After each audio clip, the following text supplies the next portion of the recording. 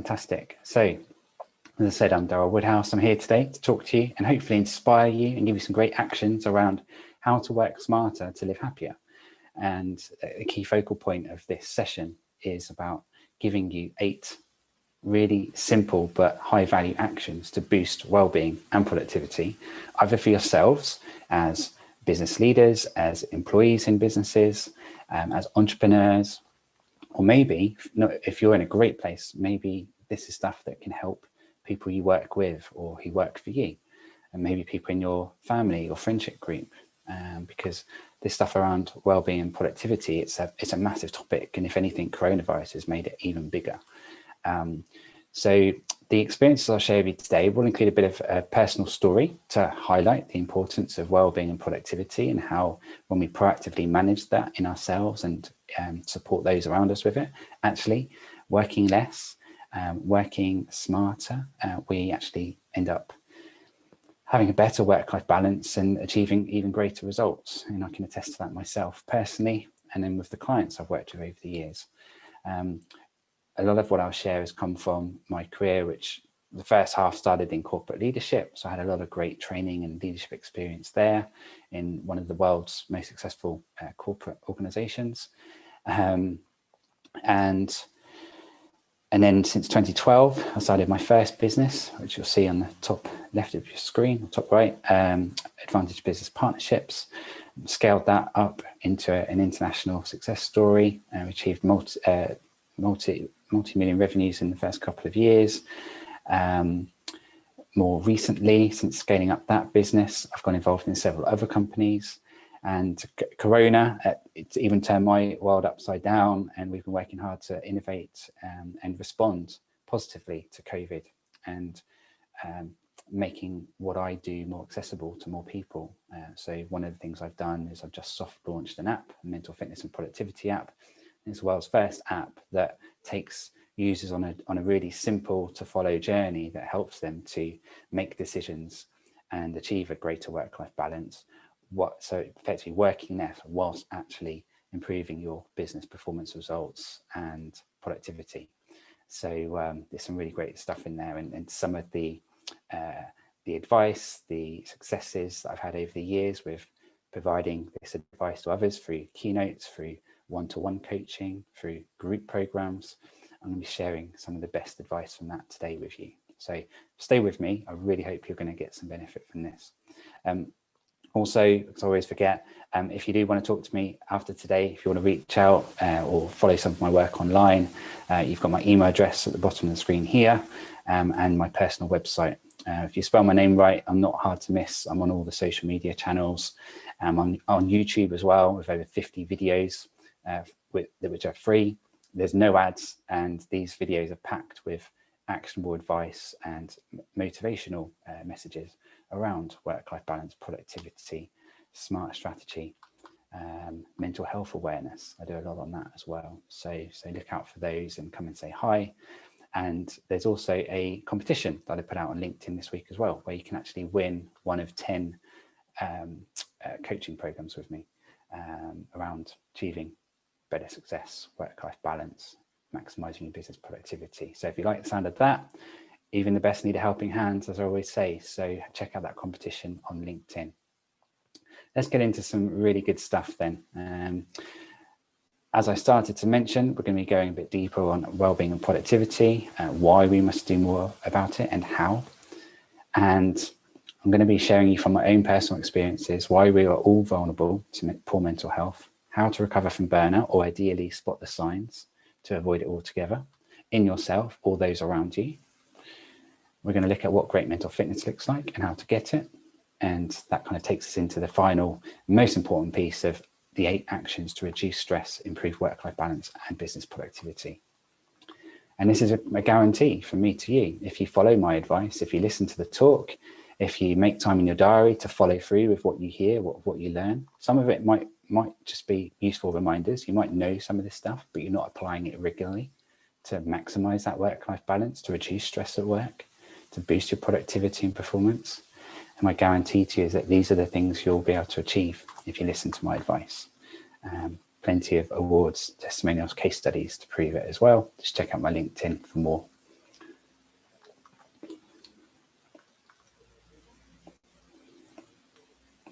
So life in business is tough, even at the best of times. COVID has definitely made it tougher for most people around the world. And if you look at this little list here, these are just some of the challenges and some of the opportunities that I reckon many of you perhaps have experienced or are experiencing during or even before COVID. And maybe if you haven't yet experienced these, maybe you will in the future in a company that you're building up yourself or a company you're working for. Now, all of these things that you see here are things that I've personally experienced, and bar one or two, but where I've experienced them indirectly through clients or friends or family members. So it gives me a lot of stories and a lot of experience to be able to help you with these topics. And if you see, I've just added another list here, and just to highlight two, in the blue, juggling life and work. That's a lot of my expertise. That's a lot of what I'm going to be helping you with today. And just making all that uncertainty, there's challenges from social isolation, not being able to travel, having to work harder in our businesses because of declining revenues, declining business due to COVID and economic recession. Challenges of homeschool. My wife and I just had our 4th child last week.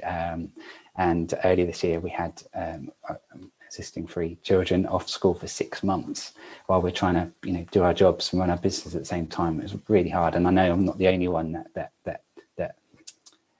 found that a challenge.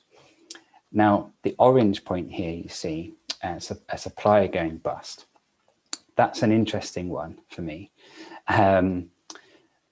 I've spoken to a lot of companies this year and business leaders and entrepreneurs, and most of them have found things tough and they've been struggling and they've been stressed. But there's been the odd one where actually they've not been stressed. They've not been adversely affected by COVID, and their business is, if anything, is continuing to do well or doing even better. And unfortunately, those stories have been few and far between, but it's actually really nice to hear them.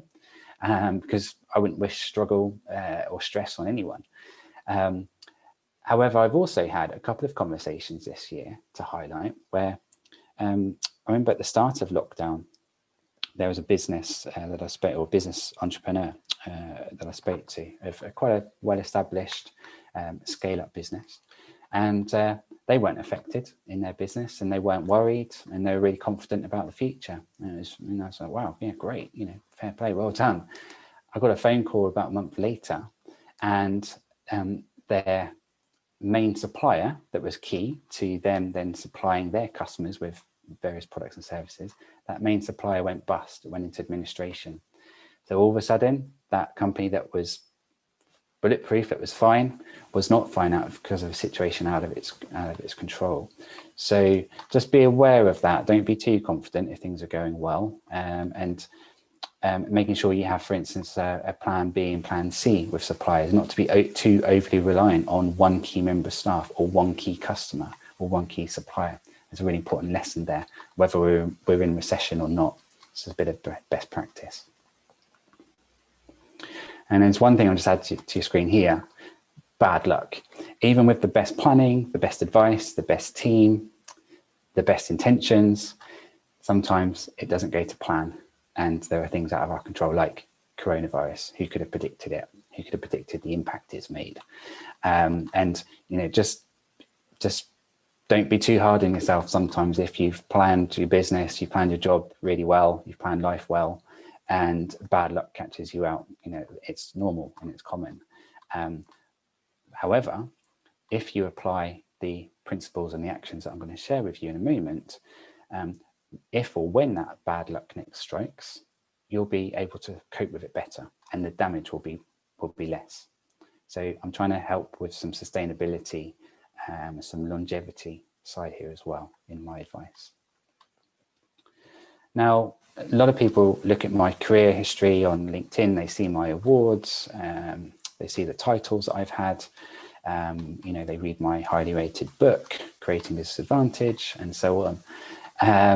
And they're very complimentary, which is nice. And I'm proud of many things I've achieved in my career. However, this is where the story gets interesting. All those career successes and business scale-up successes and the success stories, etc., that didn't really show how well I was doing in my personal life. And actually, I wasn't doing so well personally. I was winning at work, but I wasn't necessarily living in my private life. And I'll explain that a bit further. So I've always been a workaholic since I started my working career. I've always been working hard for long hours, working through weekends and so on. And why? Or I've just had this determination. I love what I do, and I've been determined to be successful and to do my best to help other people, to create successful companies and successful teams with those who I work with. And for several years, my body was giving me several physical signs that I was pushing myself too much. I had sleeping problems. I had chronic pains develop in my neck, shoulders and back. I had some other health conditions develop from pushing myself too hard, not giving myself enough time out and enough rest. And I'd kind of just been conditioned that that was just part of, if you want to be successful, if you want to provide for the family, you just got to keep going. You got to work hard. That's what success was taught to me as. Later I learned out that that wasn't quite true, actually, which I'll explain.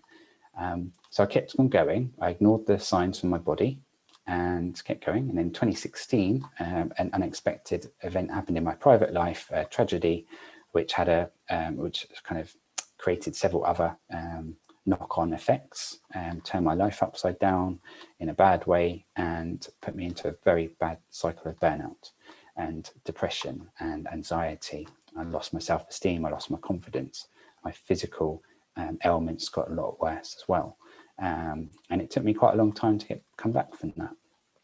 But the good news is that after the Daryl Woodhouse train came off the tracks, I did recover and I got back to a point of being happier in life than I ever had been. I became more successful in my work than I ever had been before, which I was really proud of. But the best bit is I did all of that whilst working a 4-day week and not working those long working hours.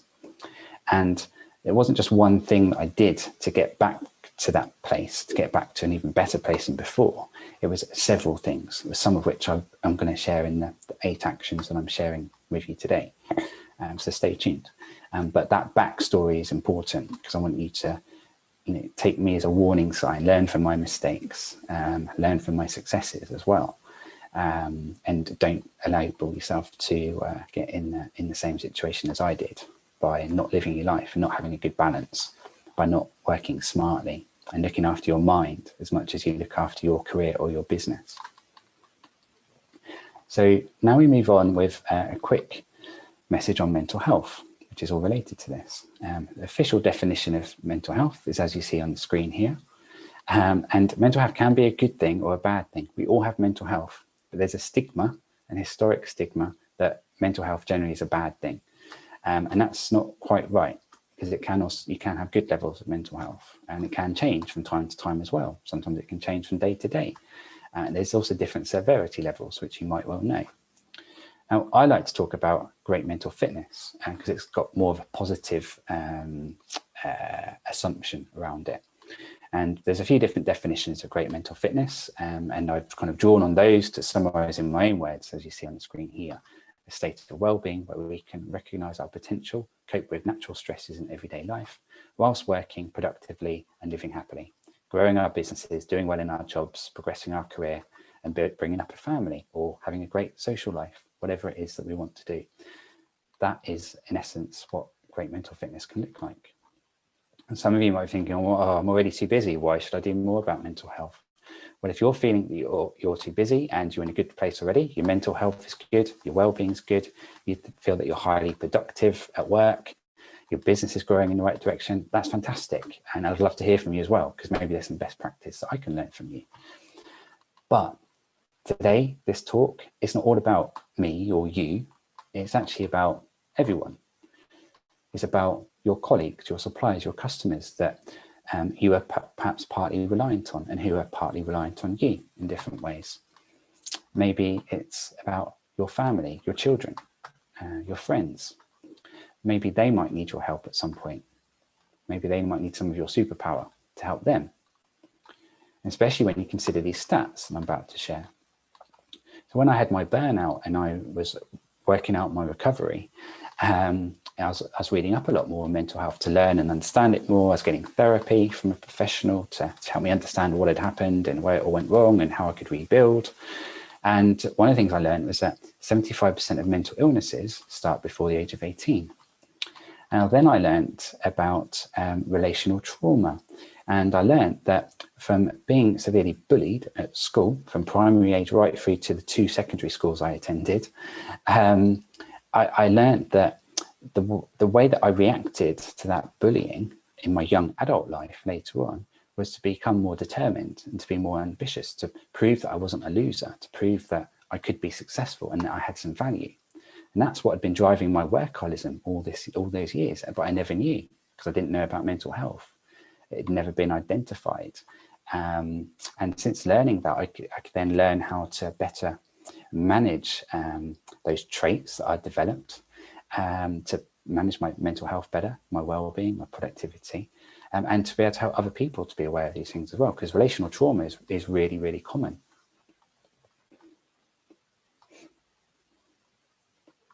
Now, another stat for you, 1 in 4 people experience a mental health problem every year.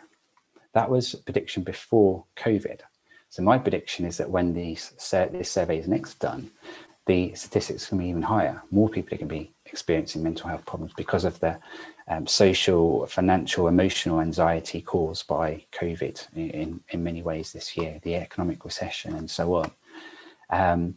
So it comes back to the superhero point. If you are feeling like you're in a good space, fantastic. So 2 things. 1, that could change.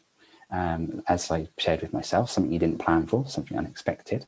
And secondly, if you continue to stay in a good place, think about the 1 in 4 people that you work with or who you care for at home in your friendship circle.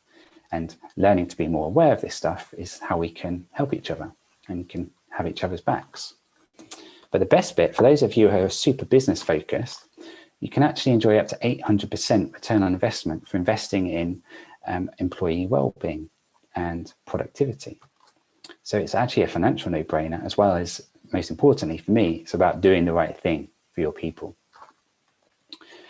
And that's where I talk about your circle of influence. Your circle of influence is everyone that you have maybe some feelings or some form of relationship with at home, or professional relationship, colleagues, suppliers, customers, friends, family members. So think about the 1 in 4 of them that might need your help. And I'm going to share now how you can help them. If you need more convincing, there's a few other quick examples here of the irreversible damage that can be caused by things like burnout and mental health if they're not avoided or addressed sooner. Suicide, divorce, broken families, and so on. If any of you would like a copy of the slides, don't think you can message me at any point and I'll share this if you want to read up on some of this in a bit more detail. Or if you maybe want to share it with your teams or your colleagues. Maybe you want me to come and do a team coaching session on these topics or something else as well. Here are some examples of some warning signs to look out for. Warning signs that you might be going through some challenges, some early signs of too much stress, of burning out, mental health, or maybe these are signs you can look out for in someone within your circle of influence.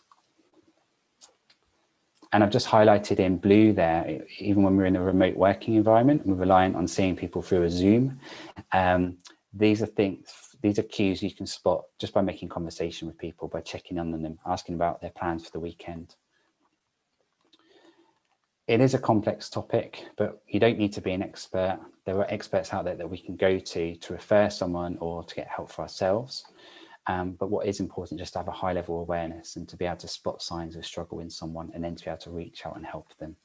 And one of the things we can all do is to help reduce excessive working hours, reduce stress at work, set people up for success in our teams. And so that's the section at the bottom here. Environment is one common cause of mental health that we all have some control over.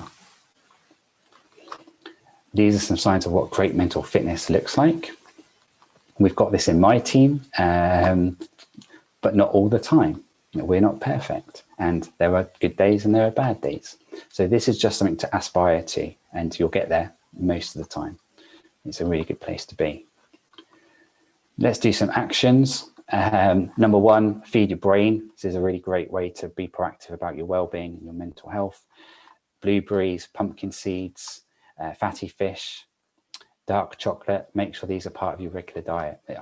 These are part of my daily diet, and it's a great way to feed my brain, to help nurture a healthy brain. Watch out for the dangers of tech. We're more reliant on tech now. So, because of coronavirus and remote working. So, just make sure you take some time out, 24 hours on a Sunday, for example, and do it as a team. Do it with your family. Go and enjoy some walking outdoors. Go and play some board games. Go and read a book. Scrap the Kindle on your phone or your tablet, wherever you read, and use a physical book. It will make you feel so much better, and you're protecting your brain and your eye health at the same time. More on eye health, the 20-20-20 rule. If you've got meetings, so they're more than 20 minutes long, which is quite normal, this is something you can do within the meeting with the people that are on the end of the video conference with you. Every 20 minutes, just have an alarm set for this. Every 20 minutes, look away from the screen for at least 20 seconds at a distance that's at least 20 feet away. And that's it. You're relaxing the eye muscles, you're protecting your long-term eye health. It's protecting your brain function as well. So that's action number 3. Number 4, I say there's no such thing as perfection, but this is a guide you can review after today and go into a bit more detail to work out, what does your perfect week look like? For next week, start with a white canvas. Use my own example as a template. Make sure you've worked everything in, a careful balance, limiting your working hours, having a hard stop of when work will stop and when life will start, especially if you're working from home now as well as living at home. Those lines have been blurred. This is one of the common complaints I get from entrepreneurs and business leaders lately through our remote working world. Make sure you've got time for the date nights, seeing your friends and family through Zoom. You can still do a date night at home as well when we're in lockdown. Just be creative about it, but make time to do it. So you kind of make plan for all those things that maybe you want to do more, or if you're not doing enough of it, and then you plan other little bits around it accordingly, but not overpacking the diary. And this is a really important way to keep control of your time, and time is our biggest asset. These are 3 quick things you can do in your workplace with your teams. If you're a solopreneur, might not be as relevant, but maybe some of the stuff you can do for yourself. In terms of creating well-being for yourself, a well-being culture, mental fitness, that starts with learning. It's making time to get to know everyone, find out what's important to them. I've seen very successful businesses, very profitable, very high growth. They're not doing this stuff. So again, this is a message to everyone. Don't think you're safe in this stuff. Make more time for fun. 5 minutes huddle on a video call first thing in the morning. Rotate the chair to bring a different icebreaker, a funny joke, something to start the day right, get people laughing. Happy people are 12% more productive. Great way to transform your growth. Look at your diary for the next few weeks. Look at all those Zoom meetings and find a few of them that don't have to be on a video call. Maybe where it's just you and one other person. Maybe it's not a particularly sensitive or confidential conversation. Get your wellies on when the weather's not so good and go out for a walk and talk to them over a phone call, traditional way. You get fitness, fresh air, and you can do good business at the same time whilst protecting your brain, protecting your eye health. So many benefits. We can all do this. We can all do this. And the final tip for today, and this is a big one, everyone, we very much traditionally talk about our weaknesses in business, which is important because those are risks. And I'm talking about for a business as a whole or for an individual, when it comes to personal development, we talk about weaknesses, which is great. And we talk about how we can fix them, but we neglect our strengths. We assume that because they're strengths, they'll continue to be strengths. It's not quite the case. And I've seen many successful examples, successful companies where everything's rosy, everything's good, but actually they're not doing enough on their strengths. So they've missed some opportunities and it could have been even more successful. So my really important tip for you here is to use the strengthener trio, which is my own simple process. Take those strengths, whether that's you as an individual or across your team or your entire business, learn and figure out those strengths, and then plan a number of ways you can use them more frequently for a longer duration, and figure out some actions on how you can transform those strengths. How can you get even better at them? Do that alongside managing those weaknesses. And I promise you, this is one of the ways that I have achieved significant productivity and wellbeing transformations for companies. Very profitable transformations. If you want to talk to me more about that, you know how to get hold of me. So summary, before we move into some questions, we've covered why we must do more about mental health. It could unexpectedly be you, as it was to me. It could be someone you love. It could be someone you have responsibility for. Not doing enough creates significant misery and significant cost to many. It can destroy lives, families, organizations. And there's enough research and case studies, and I can share many more stories with you as well on another day, of how mental fitness, well-being, productivity, work-life balance is proven to enable a greater success and a happier life. It's not all about long working hours, pushing ourselves, driving ourselves to the wall. Life can be short. Enjoy what you have and live your best life. Thank you for joining me. I hope this has been helpful. You have one final advice from me, one piece of advice. It's the book of VIM, a very important meeting. We forget 75% of what we learn from a training session or a workshop or a keynote like this. We forget 75% within 24 hours. So the first thing I would love you to do right now even is to book half an hour in your diary as soon as possible, today, tomorrow, next week, whatever you can fit it in, and review your notes that you've made from this talk. Write down the key reminders, write down the new things that you learnt, and then plan more time in your diary to implement them. It's really easy to talk and to take good ideas, but we all struggle to implement because there's always so much going on. We always get distracted by another phone call, another email, a child, whatever. Book that VIM. If you want to hear more from me, you've got my email address here. There's loads of ebooks, blogs on my website. There's a competition I've mentioned earlier that I've put on LinkedIn. If you track me down there, you can enter for free and you can win one of 10 places on one of my mental fitness and productivity transformation programs, which is highly recommended. I'm also on YouTube as well if you want to see those videos. So let's see what questions we've got, because I think we've got a few minutes left. Fantastic. So we have a great question here. What would I say what would I say to an ambitious young person just starting out on their career about avoiding pitfalls? Brilliant question. Don't do it all alone. Do lots of reading, learn from other more experienced entrepreneurs, get a mentor, come and talk to me as someone who's been there and done it and scaled up businesses and advised many other companies to scale up. Don't do it alone. It can be quite lonely as an entrepreneur as well, and it's best to learn from other people's mistakes rather than making those mistakes first. If you have any other questions, I think we might have time for one more question. If you want to pop them in the chat.